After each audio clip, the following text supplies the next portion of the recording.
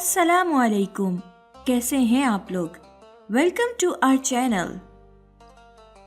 वो कौन सी चीज़ है जिसे हम साल में एक ही मर्तबा ख़रीद सकते हैं?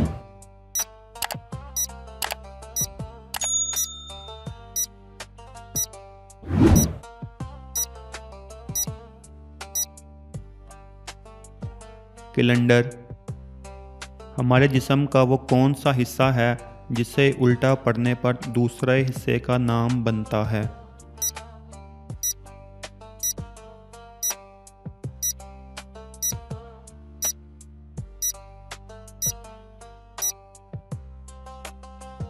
कान को उल्टा पड़े तो नाक बनता है। वो कौन सी चीज़ है जो खुद ब खुद दरख्त पर चढ़ तो सकती है मगर उतर नहीं सकती?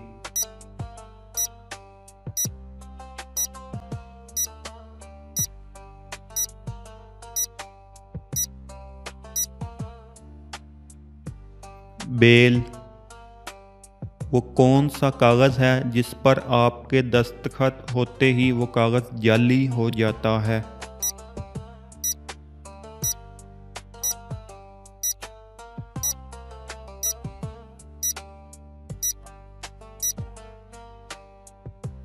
Death certificate. वो कौन सी लकड़ी है जिसके सर पर ताज होता है?